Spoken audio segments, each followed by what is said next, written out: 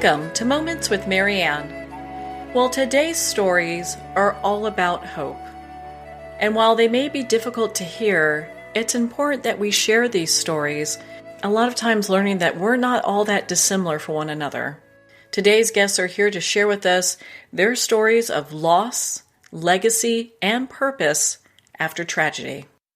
Our first special guest is Joanne-Silver-Jones, and she's here to share with us her new book, Headstrong, Surviving a Traumatic Brain Injury. Now, Joanne is a professor emeritus at Springfield College in Massachusetts, where she worked for 25 years. While at Springfield College, Dr. Jones served as Associate Dean of the School of Human Services and Acting Dean of the School for Social Work. Before Springfield College, she was an associate professor at the University of Massachusetts and assistant professor of social welfare at the University of Calgary. Her teaching and research focus primarily on social justice issues. So let's welcome to the show Dr. Joanne-Silver-Jones. Thank you so much. You know, what an honor it is to have you here and to talk about this book. Oh my goodness. I mean, the title of your book is Headstrong, Surviving a Traumatic Brain Injury. I mean, you have been through so much, and I'm so glad that we get to share this time together talking about your book. Yes, me too. I'm delighted. Well, for our listeners that are new to you, why don't you share with us a little bit about what happened? What was your life like before you had the traumatic brain injury, and what brought you to that place? Sure. It's a good question. Before that moment, I was a college professor, a full professor, about to start a sabbatical, which is a great benefit of being a professor. And I had a great life. I was on my way to Washington, D.C., where my daughter lived, to be at least in the atmosphere of President Obama's first inaugural. And I of course, visited my daughter many times in Washington. I knew the area. And I had in a backpack the interviews that I had done for my sabbatical research. And so I was going to do some work on that. And I had plane reservations shortly after I would leave Washington to fly to the Bahamas and spend a month there luxuriating and writing up my sabbatical. So that was sort of the backdrop to all of this. I got off the metro, and her apartment was very close to the metro stop. I was walking toward her house, and I started to feel very hungry and thought about what I would order for dinner. And I decided I would order the lamb shanks. I knew the menu, the kind where the meat is falling off the bone. So I was thinking about these lamb shanks and a glass of red wine. And I felt something just touch my head. It felt like a very soft tap. And I looked up thinking maybe a bird had kicked off a little stone. And for not even a second, I saw a tall, young black man with a hoodie, and I thought I was going to die. I could feel everything in my body getting rearranged, and that is the only memory that I have. I felt no pain. I felt nothing, and it was about a week or so later when the hammer that he used to beat me with was found in my purse, which he put in the purse and then threw the purse away. So in just that flash of a second, I went from ordering a glass of wine and planning to be in the Bahamas to being somebody with a severe traumatic brain injury and, of course, post-traumatic stress syndrome from experience a sudden, violent, stranger attack. That's the bifurcation of my life. Well, it's interesting when we talk about things that change our life and change our trajectory. A lot of times it's something like this that happens so quickly, we're not expecting it. And it's such in your case, it's such a horrific event that it really kind of reshaped everything you were doing. Absolutely. And it gave me, I've certainly had a lot of learning from it, including incredible respect for the body. My body went into some sort of action. I mean, all bodies do it. I felt nothing. Everything in me was racing to try to save my life. And it was quite a while before I actually felt pain, and I was just grateful that I did survive. Well, we're grateful that you did as well. And this must have been such a really difficult story to start sharing with people. Was there a point where it started to get a little bit easier, or was it always just, is it always just really painful? It was very difficult in the beginning. I was blessed with many things, including an incredible team from different institutions of medical professionals. And so I had people advising me how much of the story to tell and how much not to, and how to get it out. Although certainly there were many times it would just come gushing out. I had no control over it. And it was difficult. Once I started writing, the story became a little more detached as I was writing a narrative. So I had some distance from the story and was able to get into the telling of the narrative and less in the living of the story. And that made a huge difference. It was writing was an incredibly important part of my healing and part of my life now, and helped me to see how so many parts of my life, certainly my childhood, my grandparents, my parents, my childhood, the context in which this terrible assault took place, and the context of the culture of our society all played a part in how I approached healing and how I got through it. So those are other things I talk about in this book. It certainly wasn't as straightforward as having surgery and wonderful medical people and taking medication, going to physical therapy, and then moving on. Yeah, it is quite a journey. You know, I've had friends that have had traumatic brain injuries. Yours is, I think a little bit more complicated because it comes with other components. You had other injuries, PTSD. So there's a lot of things at play here. Exactly. A lot of things at play. And one of the things that I think a lot of people don't understand, and I do now that I live with it, is it doesn't go away. I didn't have traumatic brain injury and then, over time, I don't have it anymore. I learned to live with it. Some things, of course, are easier, but it is something that will always be with me. And I have had to adjust my life. And actually, most importantly, I've had to make the choice that I would adapt to the reality, and I would find ways to move on, given that there are health things and mental health things that are just with me, and they're not going to go away. But I didn't want them to be in the driver's seat of my life. Yeah. And writing the book was a significant part of being able to say, I'm living this life, and I live it with traumatic brain injury and with PTSD, but they're a part, not the whole. Well, I applaud you because it is not an easy journey. And, when we talk about your writing process, was that something that kind of helped you heal through this as well? Absolutely. When I talk about and trying to describe the writing process, it's hard to describe because I feel as though the writing chose me. And I had written professionally, and so writing was something I'd always enjoyed, and I had been part of writing groups doing fiction writing.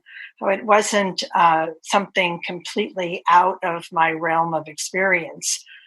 The writing of this story seems to have chosen me. I was kind of doodling and making some notes, and I'm the kind of person that would only keep a journal when I was really depressed. usually about a relationship, and I would write about how wrong the other person was and how right I was. And then I would stop writing. So I was doing a little bit of journaling, and then it's like the floodgates opened. I kept writing and writing, and I discovered that during the period of time that I was writing, I was able to focus. And I wasn't wanting to fall asleep as I was most of the time. And I was not thinking about other things or worrying or trying to think about what I'd make for dinner or whatever. I was completely involved in the process of writing and trying to craft an image or find the right word. And for me, it was like traveling to another realm, another world. And it was just such a relief from day-to-day things that I always look forward to my writing time, and I look forward to editing and rewriting. That also actually gave me a great deal of pleasure. So it also helped me learn how to get distance and learn how to find other ways of focusing, of not paying attention to whether it was a headache or I have tinnitus, to get away from the sound of the tinnitus or whatever the particular side effects have been of traumatic brain injury. I was able during that writing time to find relief. And that has really helped me to learn how to get relief, how to train my brain not to focus on what is hurting or disruptive. And of course, the writing of the story gave me so much insight into both the assault and to the ways in which there are so many other kinds of assaults that happen. There was a particular incident that I talk about in the book where my dog was problematic, a dog that I used to have. This man just screamed and screamed and swore at me. And I felt like I was completely under attack again. And I had that experience a few times. So there, for me, are also connections between the horrible thing I experienced and the kinds of things that almost become ordinary, that are very disruptive and destroy people's sense of self and capacity to kind of walk joyfully through the day. So I think my antennae are very alert to those things in the environment that are hostile or toxic. And I talk about those things as well. Yeah, you sure do. Well, and it's, when we look at your attack was a random violent attack. And when you have people attacking you too, as well, for your dog, even if it's verbally, those things can be very violent too. Absolutely. And they are violent. They, because of what I experienced, I was much more aware of my own body's reaction to those other kinds of episodes. And my body reacted in some similar ways. I wasn't at risk of dying, so it wasn't quite as dramatic, but increased heart rate, getting very warm or very cold, being unable to really think clearly, talk clearly. All of that was happening when I would be kind of assaulted by a stranger. And that stranger assault, the people who, they don't know me, they don't know anything, and seem to feel that they have the privilege of saying whatever they want, pushing however they want. And I have now gained the strength to push back a little. Well, I think there's something to be said for that, because you've gone through some really, some experiences that maybe some people would not really recover like you have throughout all this. Did they finally end up catching the gentleman that assaulted you with the hammer? No, not at all. And what I've discovered from being obsessed with trying to learn things until I just had to stop and live my life. This in the first few years, I was just kind of desperate to learn about what were the police doing and all of that. That it's very, very, very difficult to catch anybody unless an officer was standing right there at the time. Most people who create or who commit this particular kind of assault don't get caught. And it wasn't as important to me that somebody be caught and punished. It was extremely important to me that somebody be caught and taken off the streets. I couldn't imagine that a person would walk down the street with a hammer. You have to be conscious of grabbing a hammer before you go out the house and beat a stranger. And I couldn't understand how that would only happen once. And I actually wanted the police to be much more vigorous in trying to get somebody off the street who would, if he hadn't already, continue to commit this kind of a heinous crime. But nobody was caught, and the police did not really stay in touch with me at all.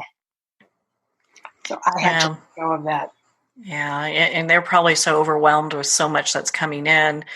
They're taking what probably is what they consider to be the most violent initially, even though your attack was extremely violent, and who knows how they're delegating all that information. But you look at this and, just being able to come back from that type of an experience, what are some of the things that have really anchored you throughout this entire journey? Certainly a huge, part of what's helped me and what has always anchored me is I was privileged to grow up in a family where my safety net did not have a hole. I was unconditionally loved by my parents and my brother.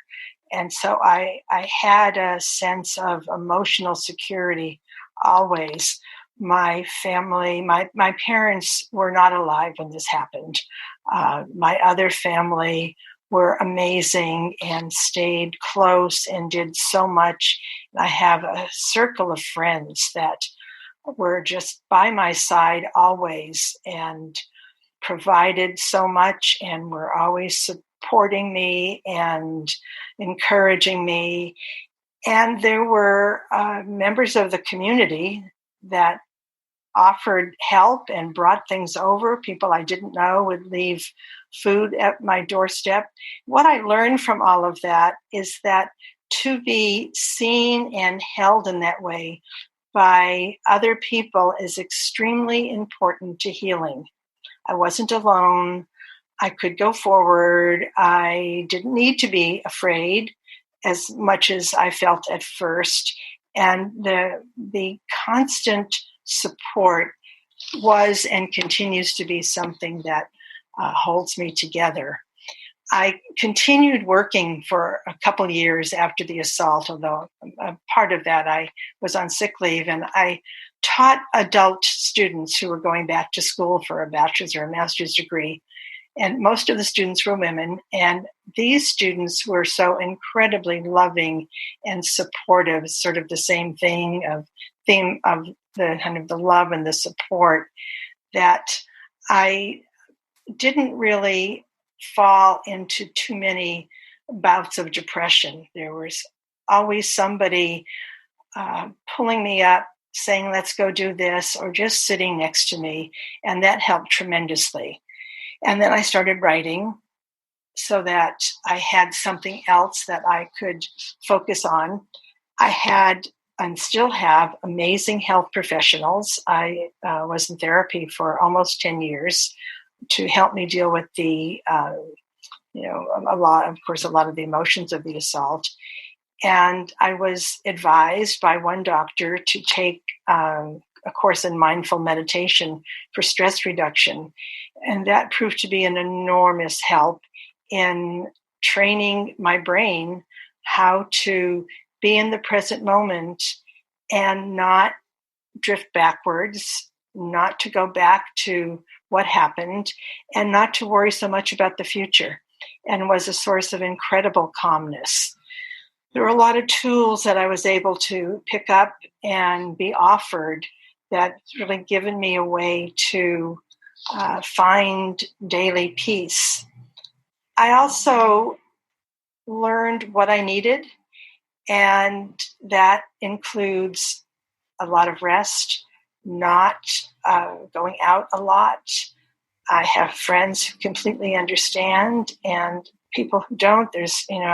I've stopped explaining that I get too tired, and if I get too tired, it's days of recovery, and that loud music is difficult. There are a lot of ordinary things that are hard, and I've learned, again with tremendous support, how to keep my life within those boundaries. And while, as I hear myself talk, it sounds like there are constraints there, within those boundaries, I wrote this book and rewrote it and have joined a world that I find exhilarating of other writers, and I plan to continue to write. So I haven't curtailed living, but I have stopped doing things that maybe before I would have done, even if I didn't want to.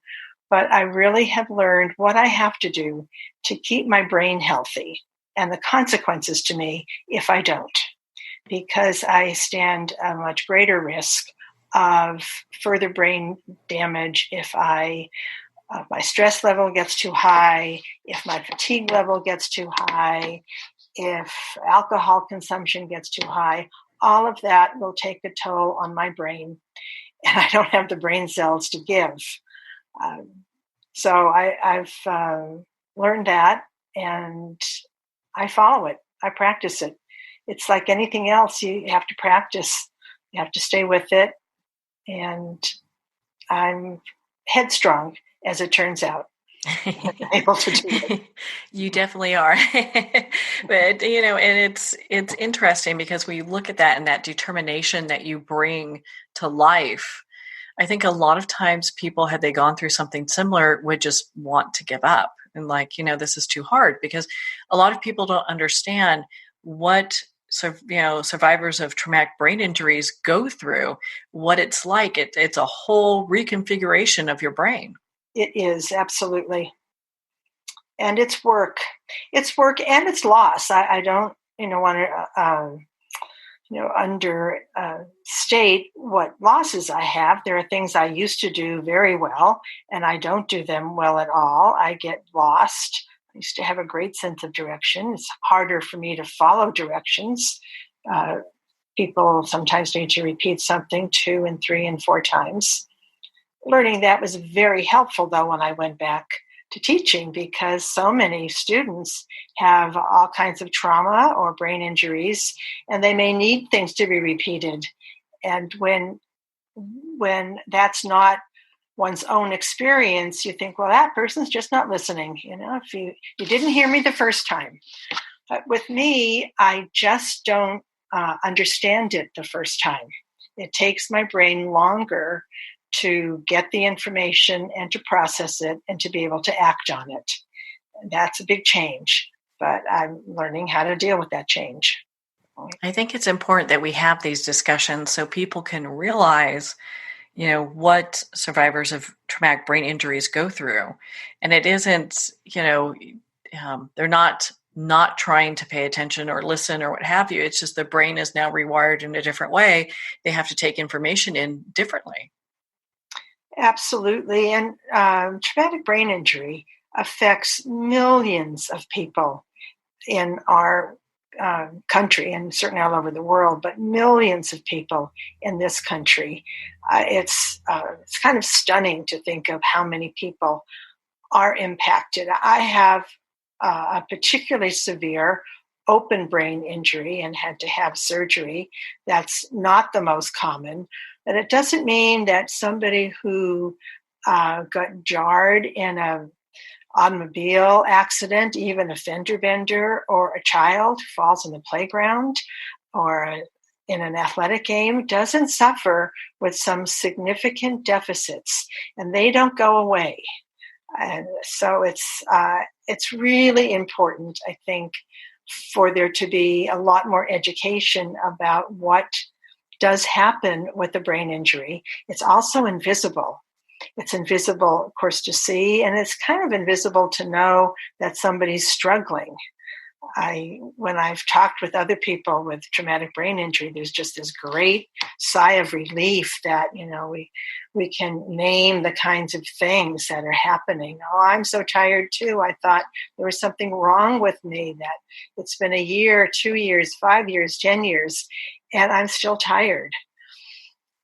Which doesn't mean that family members can't and shouldn't go on with their own level of activity. Certainly, my wife and children have had to learn and accept that they should live their life as fully as they can without worrying about, am I going to be okay if I'm alone? I'd be perfectly okay.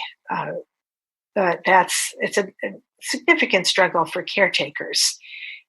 My grandson was only 8 years old when this happened, and so he's had to learn consistently. He's had to deal with the different stages of my brain injury, and actually came to my launch, which was Sunday. It's the first time he heard me read anything from the book or really knew anything about my experience at the time of the assault, and it was very emotional for him.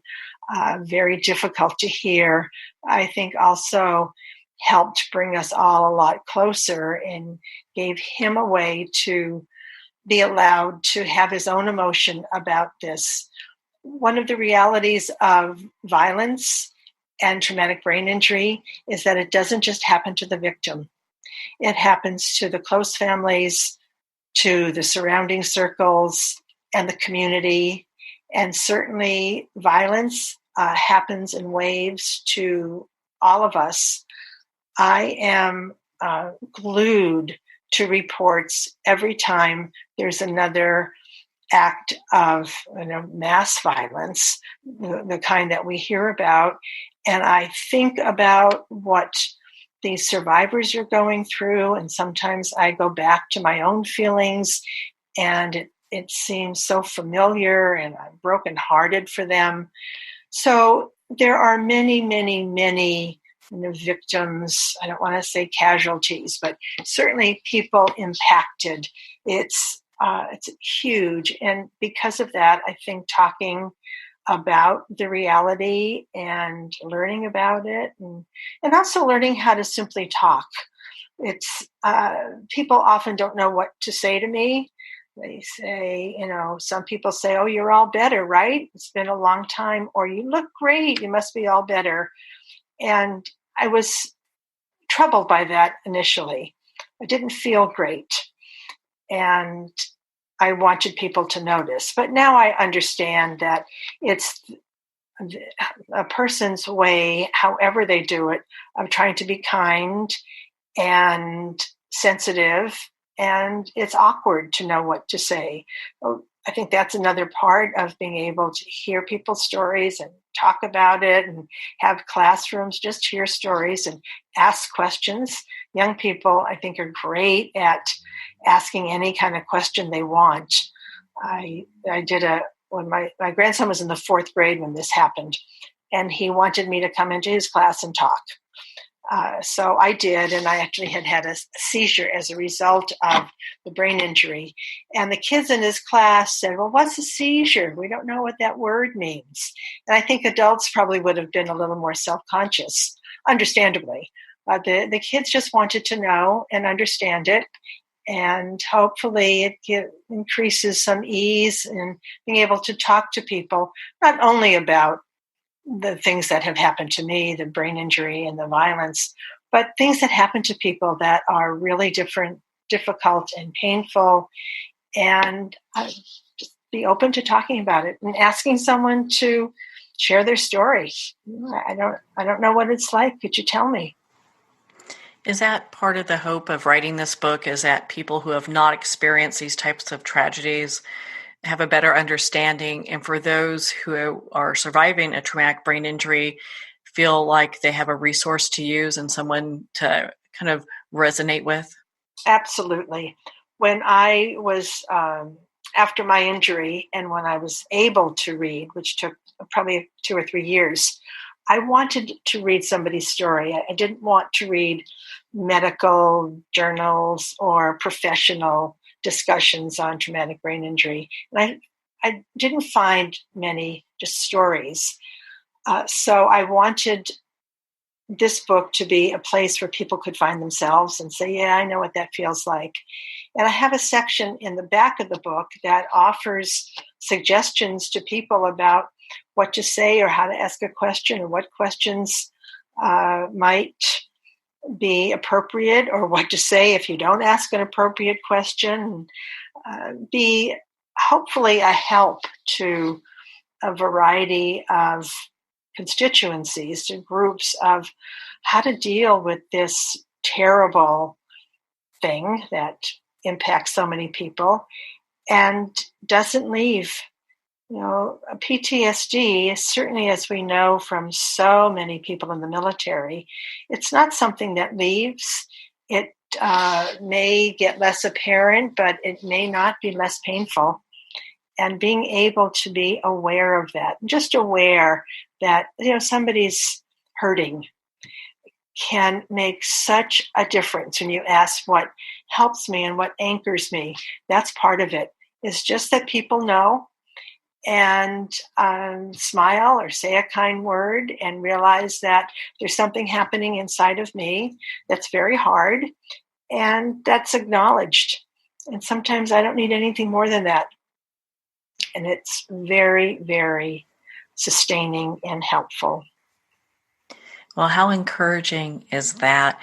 Joanne, where can our listeners connect with you and learn more about your book, Headstrong, and be part of your community? Thank you for the question. I have a website. It's joanne-jones-author.com, all lowercase, and the Joanne is spelled with an E. And there's a place where people can put their email there. I am a good corresponder. I'll respond. I'm also on Facebook and on Twitter, and anybody who contacts me, I will accept and friend and stay in touch with. So please feel free to. That really is the big mission of this book, is to create a larger and larger community that can talk to each other. And my book is available wherever books are sold. Well, Joanne, thank you so much for taking the time to be on the show with us here today. Thank you. I appreciate this so much.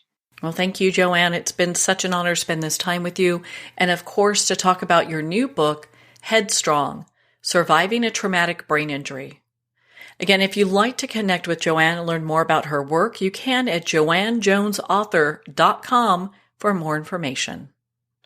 Well, on that note, we're going to pause here for a quick break. You've been listening to Moments with Marianne. We'll be right back after these messages.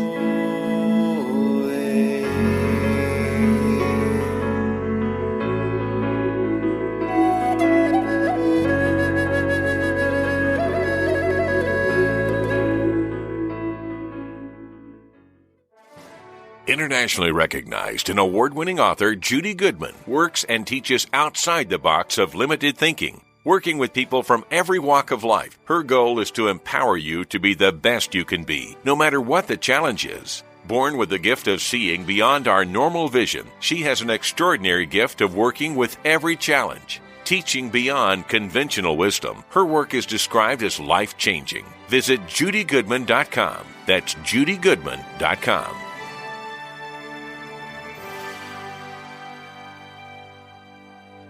There comes a moment when you realize you're somewhere special, when you discover that each beautiful creature that you see has been rescued from a life of absolute horror and brought to this incredibly free place. Here's where their lives were forever changed and where yours will as well. Discover over 500 tigers, bears, and lions at the brand new visitor center at the Wild Animal Sanctuary just outside Denver. For more information, visit wildanimalsanctuary.org. Discover true freedom at the Wild Animal Sanctuary. There are nearly 2 million Americans living with amputation. Many live right here in San Antonio. Becoming an amputee can be scary, frustrating, isolating, but there's no reason to feel alone. The San Antonio Amputee Foundation is here to help support you and guide you toward resources such as home and car modifications and even prosthetic limbs. For more information or to make a donation, visit saamputee.org. We'll help you live a full, active life, one step at a time. San Antonio Amputee Foundation, healing limbs, hearts, and souls. If not me, then who? This ethos is driving the Travis Manion Foundation to empower veterans and families of fallen heroes to develop character in future generations. In 2007, Marine First Lieutenant Travis Manion was killed in Iraq while saving his wounded teammates. Travis's legacy lives on in the 5 words he spoke before leaving for his final deployment. If not me, then who? Guided by this mantra, veterans continue their service, developing strong relationships in the community and thrive in their post-military lives. Visit TravisManion.org and ensure the character of our nation's heroes lives on in the next generation. If not me, then who?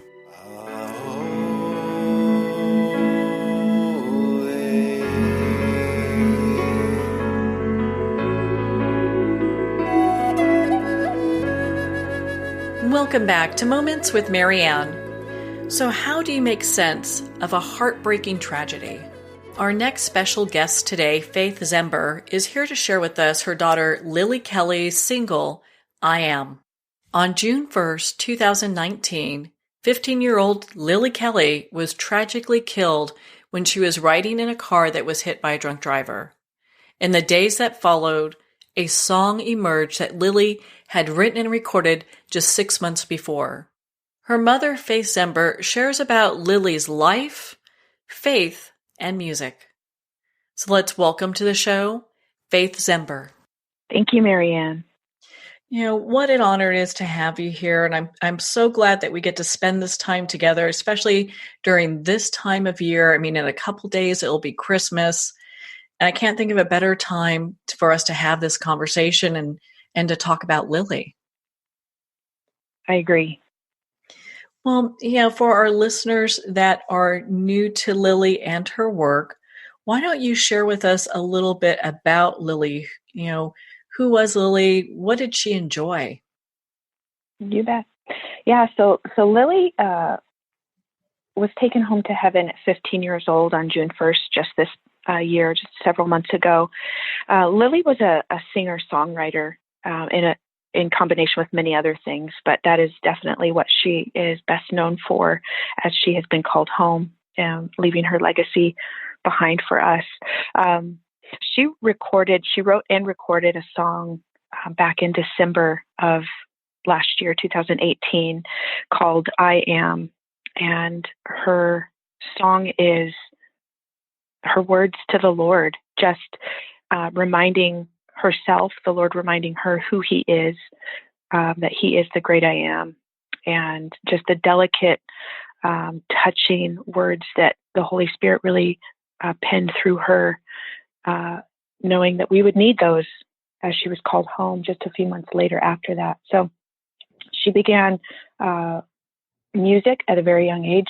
She taught herself how to play guitar at 9 years old from watching YouTube videos, and even wrote her first song at that age, and then just poured into it, becoming a music worship leader at school and at church, and knew that was what she was called to be. She knew that that was God's purpose in her life and in her heart, and was living that out, was truly living that purpose out that God had revealed to her to be a music leader. So it's just incredible how God lined these things up, leaving these precious recording for us as he called her home. Do you feel that, the song I Am and the recording is something that's, helped give your family a little bit of peace?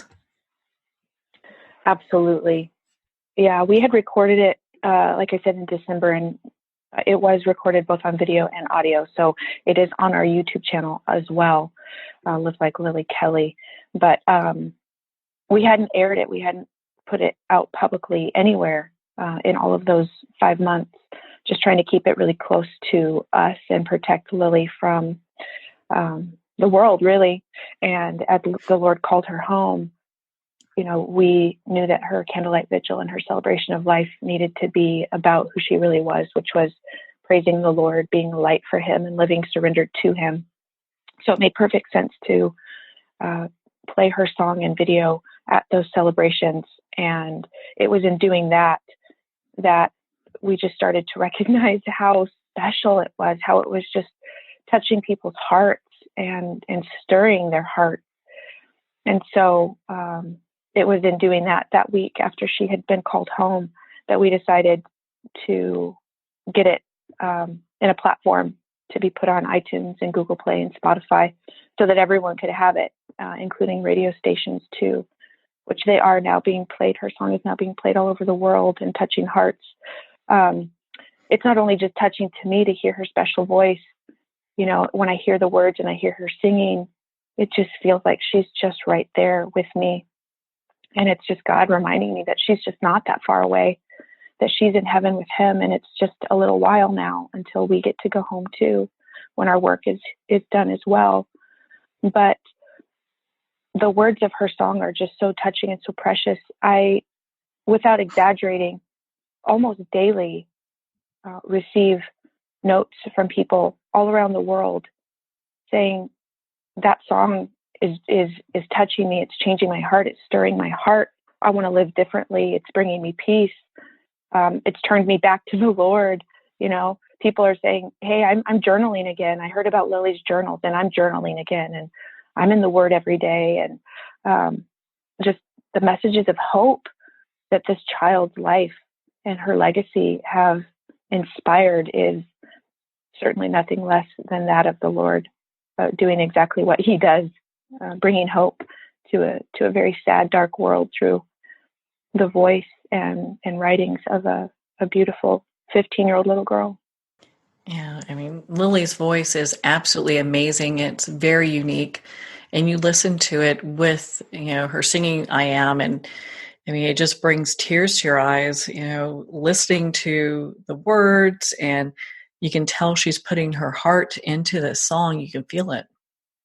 Mm-hmm. Absolutely.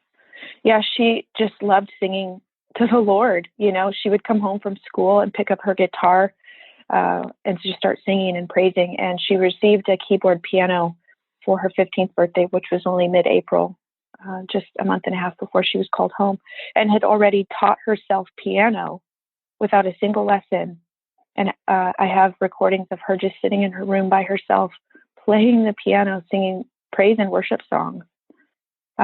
This child just had a heart for him, and that was the call of her life. I remember one night we had turned off the lights and said goodnight, and I heard music playing, and I said to my husband, "Do you think a radio flipped on?" And I get up out of bed, and Lily's in the dark, laying in her bed playing guitar, praising the Lord in the middle of the night.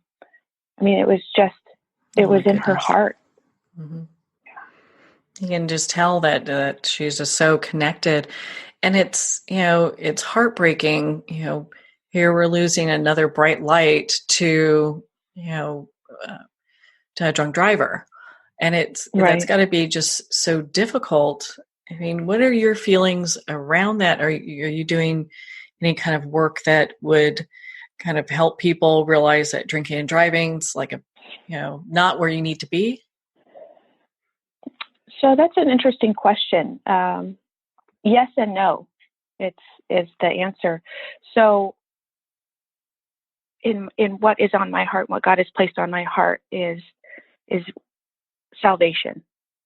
So if we can, each of us, get our hearts in surrender to the Lord, walking out a life like Lily, as we've coined, which was a life surrendered to the Lord, seeking his ways and his goodness, then aren't we so much less likely to want to do things that are not honorable? And so, although I agree that drinking and driving is not what we're supposed to be doing, my call, what God has put on my heart, is to speak and share the love of Christ. And that if we live fully surrendered to the Lord like Lily did, we're so much more likely to have a life of legacy, a life that, when called home, will be worth celebrating, one worth talking about, and one that's not so dark and dismal and painful. And so my message, what God has put in my heart to share on as big a platform as He will provide, is a message of hope in Him. And so I don't go after each and every sin, as I do believe it would be futile to do so, and simply instead saying, let's turn our hearts to the one who can set us free from all pain and all suffering from this world, so that when we are called home, as Lily was on June 1st, that we'll be ready, because it's an urgent cry. It's an urgent call. None of us know when we're going to be called home. I didn't know that on June 1st, that morning, that breakfast was going to be my last meal with my child. She didn't know. But what we did know, emphatically true, was that she would be in the arms of Jesus if and when she was called home, which I for sure know that she is. I have absolute confidence that that's where she is. And so the message that we have as Lily's called home, the message that I believe that she would have wanted us to have, is that of hope, is that no matter what you've done, no matter what sin you've committed, no matter how you've lived your life, you can surrender that to the Lord and be in full forgiveness and walk freely in Him as she did, and that I'm able to do because I also know the Lord. And so I'm able to forgive Jose for his actions that day that caused my child to be returned home early, because I also have been forgiven. God has set me free, and He's forgiven me of my life full of sin. And so that is the message that we feel called to give. It's not about drunk driving. It's not about any particular individual sin, because we're all full of sin. But there is one that can set us free from that, and that's Jesus Christ. I think that's such a beautiful way to approach that, and not everyone would be in that place, and I think your message is so impactful and helping so many people to see what the true message is all about. Yeah, God has given us incredible strength through this very sad time. What do you want our listeners to know about Lily? Because I know she had a lot of great things planned. I know a trip to Ethiopia was on the list as well. Yeah. So she had been saving money and earning money and raising money for a trip to Ethiopia that was to take place in mid-June. And she just had a heart for others. She had photos of the children there in Ethiopia on her mirror in her bathroom, and she would pray for them. And was very excited about taking her ministry international. And she was going to be the music while she was there with that youth group or young adult group as well. She had plans. She knew that she was called to be in ministry, and it was just incredible to experience life walking alongside her. Now reading her journals, which I had not read prior to her call home, it's just filled with, Lord, I know that you've called me into music ministry. I know that's where my heart is. I want to be a light for you. I want all glory to go to you. Her last entry into her journal in mid-May said that she wanted to be a light, that God, help me to be a light for you. Help me want you more. Help me spend more time with you. Help me desire that more. Just incredible. This is a child who, when called home, kids were coming out of the woodwork, texting, emailing, messaging me saying, Lily was my best friend. And I said to my husband, I said, wow, how can every child believe that Lily was their best friend? And it just goes back to that light. She knew her calling. The Lord had a calling on her life to be a light to this world. We didn't know it prior to June 1st that she was going to be such an international impact. But how amazing that she had already known in her heart that she was to be a light, that she was seeking that and asking God to reinforce that in her life. And so I'm not shocked that that's how God has used her life now. The Lord spoke to me very clearly the day after Lily was called home, which was June 2nd. And in that small, still voice, He said, Lily's life is not in vain, and her life will be the catalyst for a holy revival. The time is now. People are watching, they're listening. So it's just incredible to see what God is doing and unfolding in her precious life. She wrote in her journal just a month before she was called home, and she writes in the third person, Lily, God is with you. He's protecting you. Do not be afraid. Your reward will be great. And I'm just so incredibly touched. It's the only place in her whole journal that I've found that she refers to herself. And I feel like it was God's providence unfolding, that he was already impressing upon her what was to be, and leaving me breadcrumbs as to what was the call. And it truly was that Lily was intended to be a light, and then in bringing her home is giving us that platform to shine her light and stir hearts that he wanted hearts stirred for his glory. And I think it also helps a lot of people that are going through their own levels of grief to see beyond that as well, because it's so, when we lose someone we love and we're really connected with, like all the best friends that Lily has developed over the years because of her immense love, you look at that and these kind of messages, her music helps people move beyond the grief. Absolutely. Yeah. And just to remember that, we're all grieved, whether you've lost a child, a loved one, or not. This life is full of grief. And so how do we get through it? And that's the question we're all asking, right? There's so many things that can grieve us. Our own behavior can grieve us. Loss of a job, loss of opportunity, loss of health, a marriage, a relationship. We're all walking out a life of grief simply because we're born into the human condition, which is one of sin. There's sin in this world and there's free will. So other people are hurting us. We're hurting ourselves. And then, there's sickness and things that are out of our control. And so how do we live out a life dealing with grief? How do we walk this out, whatever your grief might be? And I think that's the biggest message here, is that there is hope. There's hope. You don't have to live in such beat down sorrow. I'm extremely sorrowful that my child is not here walking this life and this journey with me any longer, that I have to wait until heaven to see her again. I don't ever want people to think that I'm not. Every single morning is difficult for me to get out of bed. Every single one. It's just hard. We're coming into Christmas in just 2 days, and it's hard and it's challenging. But just like God's promises, his goodness is so much greater. His joy is so much greater. The promise of forever with my precious child is so much greater than the temporary sorrows and pain and grief of this world. And so I cling to the hope and the promise of forever, that he is that good, that he is the one that picks up my pieces, like Lily talks about in her song, and puts me back on my feet, that he is that great I am, that no matter what happens, whether I cause it or someone else has caused pain and grief and sorrow, that he's greater than my deepest sorrow and my deepest grief.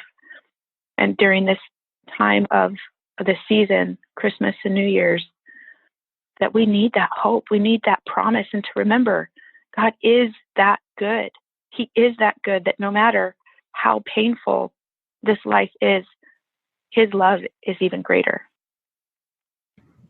And what an important message during this holiday season, because you're right. I mean, grief happens to everybody. We're all going to have a point where we, cross that threshold someday where someone we care about is no longer here with us on this plane, but, they're definitely with Father. When we, look at just, how it affects the holiday season, having songs like I Am from Lily, I think helps a lot of people move through that, like as I was mentioning before. Mm-hmm. Is there a place where they can go and either listen to the song or purchase it? How do they go about, being more involved? Absolutely. So our website is kind of the hub. So it's livelikeLilyKelly.org, or also Lily Kelly Ministries. They go to the same place, whatever is easier to remember. And then from there, is a great platform. You can get to iTunes, Google Play, or Spotify, and they can be downloaded personally onto your device from there. And our YouTube channel, you can actually see her live recording, which I encourage all people to go and not just hear her precious voice, but to see her singing it too. It's extremely touching just to see her beautiful face as she sings those cries to the Lord. But yeah, the website is going to be our hub and a place to follow where we're speaking and sharing about Lily's life. I often read from her journal and share some of her music. And so that's a great place to kind of follow along as to what we're doing. Instagram and Facebook can be followed as well. It's Live Like Lily Kelly. That's the handle for both Facebook and Instagram. And both places, we post regularly excerpts from her journal, photos of her. And it's just a really inspirational place to find hope. Yes, I would agree with you on that. I've been, part of the community looking at the posts, and I also purchased the song I Am on iTunes. It's definitely something you want to hear over and over and over again. It's a really uplifting song. Thank you. I agree. Well, Faith, I would like to thank you for taking the time to share about Lily Kelly with us here today and her music and her inspiration. I know this can't be an easy road, but we so appreciate you taking the time to be with us here today. Oh, it's my absolute pleasure. I feel so much purpose in this pain. I know that God is giving me such an amazing tool to make a crown of beauty from these ashes. Well, thank you, Faith, for taking the time to talk with us about Lily and, of course, her single, I Am.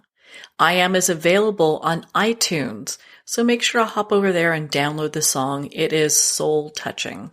If you'd like to learn more about Lily and connect with her family, you can at lilykellyministries.org for more information. Well, we're at the end of our time today. I would like to thank everyone for tuning in. You're listening to Moments with Marianne. And remember, make every moment count.